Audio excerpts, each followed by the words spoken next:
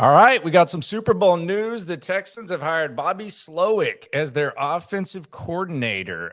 Another Kyle Shanahan assistant lost. It's got to be somewhat bittersweet for Kyle Shanahan. He develops these guys, and then all of a sudden he loses them. He has to start over. They've got to let him keep an extra staff up there. But we've wondered what the system's going to look like. What's the philosophy going to be with the Texans offense? Bobby Slowik, who went to San Francisco the same year as DeMeco Ryans, was a quality control guy. He was on the offensive side of the ball. DeMeco was on the defensive side of the ball. But you got to believe that two guys who got into coaching pretty much at the same time or got into the high-level coaching at the same time, they got to have some sort of bond. And when it comes to the system, people from the very beginning, it seems like the majority – with some exceptions, I don't want to speak for everyone and generalize the entire fan base. Seems like people wanted more so the proven Shanahan, Kubiak, McVay type of system here. So it appears that you're going to get it with Bobby Slowik. A very interesting background. His father worked with Mike Shanahan for a long time, actually started out on the defensive side of the rock, and then he went and worked for Pro Football Focus for a couple of years. Which is one of the most polarizing topics on football Twitter and in football circles. Some people treat it as the gospel. Others treat it like it ain't crap. Some people have like kind of the middle ground.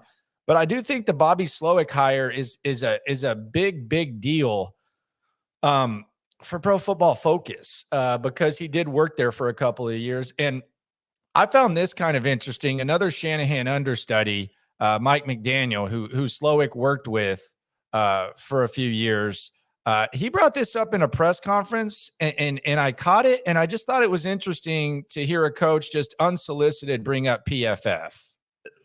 I'm not sure if you've written about or if anyone noticed he was playing by far his best ball that I think PFF noticed actually.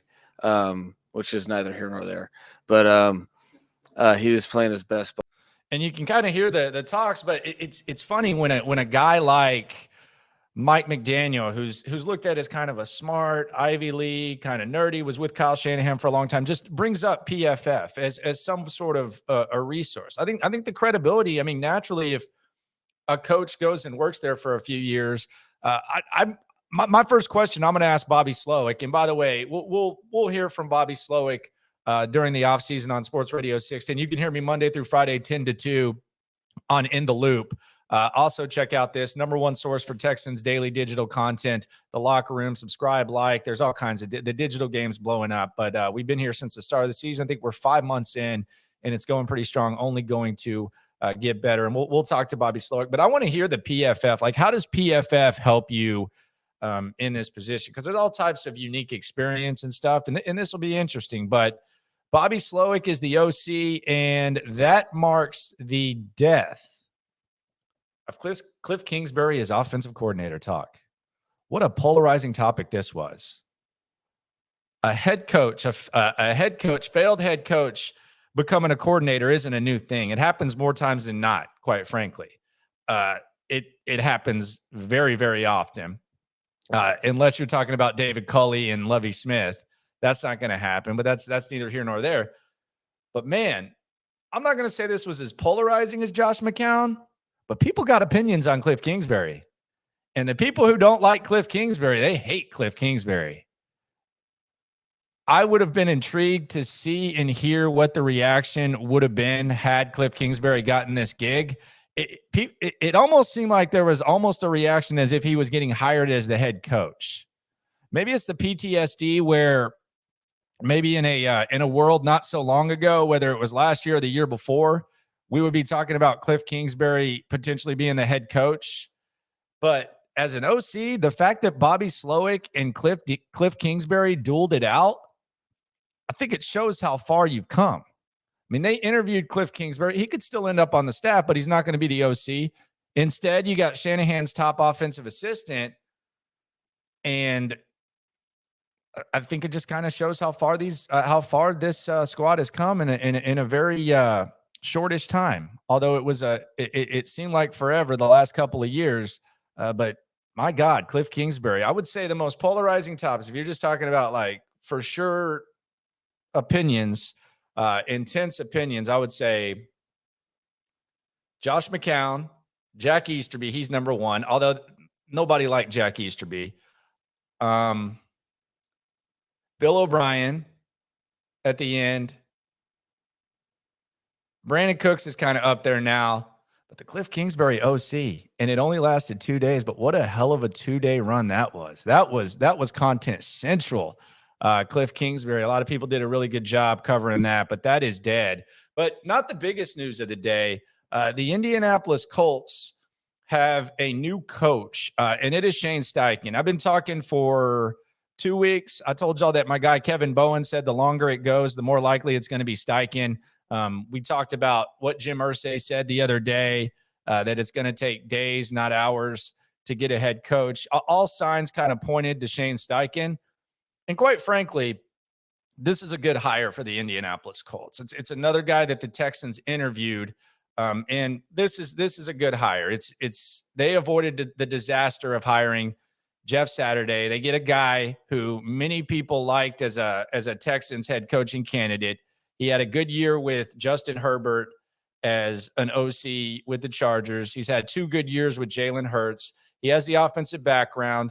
You can kind of present like nostalgia with Irsay because he did coach under Nick Sirianni, who got out of the building in Indianapolis. And Chris Ballard, I'm sure, has no problem with this. It'll be interesting, like from a Texans perspective, because we localize it. This is the Texans channel, Locker Room on YouTube. Subscribe, listen to me 10 to 2 Monday through Friday on Sports Radio 610 in the Odyssey app. From a localized perspective, you got to wonder, like, what quarterback is Shane Steichen going to like? Because we think Indianapolis is going to draft a quarterback. People will naturally say Bryce Young because Jalen Hurts played at Alabama for a few years. They're not really similar. And quite frankly, I don't know that you can say that Shane Steichen has a type of quarterback because he had success with Herbert and he had success with Jalen Hurts. So it'll be really interesting. At the end of the day, it's a decent hire, but my God, what a thirsty ass move by Jim Irsay. You're telling me this couldn't have waited till tomorrow? I mean, this guy's going to coach in the game of his life. He's trying to win a Super Bowl. And you're breaking this news today?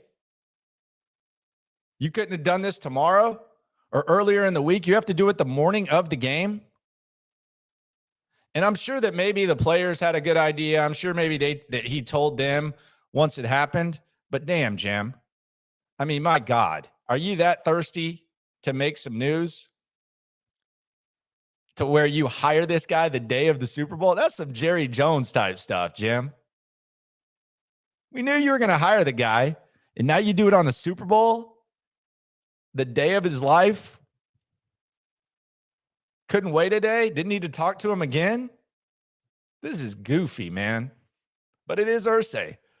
So it's on brand. But at the end of the day, I think they got a pretty good hire in Shane Steichen, especially compared to the Jeff Saturday drama, etc. It also kind of, to tie it back, because again, we do localize it. It comes back to the elite candidates that the Texans have interviewed. And I talked about the OC matchup, the showdown between Kliff Kingsbury, Bobby Slowik, and others, and how that's just kind of main event caliber. The Texans interviewed 7 guys for their head coaching position. They ended up with D'Amico Ryans, who Denver tried to get, who Indianapolis and Arizona wanted to talk to, and he said no to them. So they got the prime candidate. They interviewed Sean Payton, who ended up getting the job in Denver. It was actually their third choice. They wanted D'Amico, then they wanted Harbaugh, and they went with Sean Payton. Don't let Adam Schefter tell you different. He's kind of the mouthpiece for that ownership right now. That's kind of clear. If we're playing follow the source, that's kind of clear. So that's 2 guys hired. Shane Steichen, interviewed him. He's going to Indianapolis. And now the matchup in Arizona appears to be Jonathan Gannon and Mike Kafka. Those are 2 of the top names. So there's a strong chance, and Gannon's supposed to interview tomorrow, that 4 of the 7 guys that you interviewed to be a head coach for the Houston Texans, they end up getting jobs. That, my friends, is a damn good coaching search. And now we have Shane Steichen, Sean Payton, and maybe Gannon or Kafka in the league, Steichen in the division to compare the hire to long-term, the D'Amico. But on the surface right now, the D'Amico hire is an A+. What's it going to end up being years down the line? Who knows? But you can grade the initial and then you can kind of let it play out. But the beauty of this one is we're going to be able to connect the other potential hires for a long time, and we're going to get to see Shane Steichen versus D'Amico Ryans a couple times a year. So that's going to be a thing of beauty, and it also shows that the top candidates, at least according to the rest of the league, were being interviewed here in Houston. So they've got the staffing shaping up, got some holes to fill. You got your defensive coordinator and Matt Burke. D'Amico's going to do a lot of the work there. Who knows what Matt Burke will do?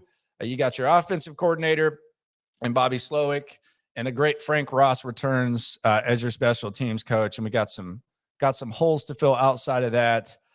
March, free agency, all that will be here before we know it, and business is picking up. Big game tonight. Starting at the fourth quarter, we're going to do a live stream. We'll talk about all this stuff. We'll react and count down to the clock hitting 0 and this season completely being done and us being able to look ahead and see what the Texans are going to do amidst the most exciting offseason in franchise history. Enjoy your Super Bowl Sunday, whatever you got to do. The grocery stores, they're crazy right now. They're popping. I'm about to go make some last-minute purchases. Those cotton candy grapes at Costco. Can't go wrong with those. The big purple ones, 3 pounds, like $8. Can't go wrong with that. I know that's a weak-ass spread. Trying to eat a little bit more healthy, though. No matter what happens, though, the Texans have an OC. Jim Irsay's thirsty, and it is Super Bowl Sunday, a American holiday. Enjoy. See you in the fourth quarter. No matter what happens, no matter who the Texans hire, even if they'd have hired Kliff Kingsbury, we're all in this together. Have a good Super Bowl Sunday.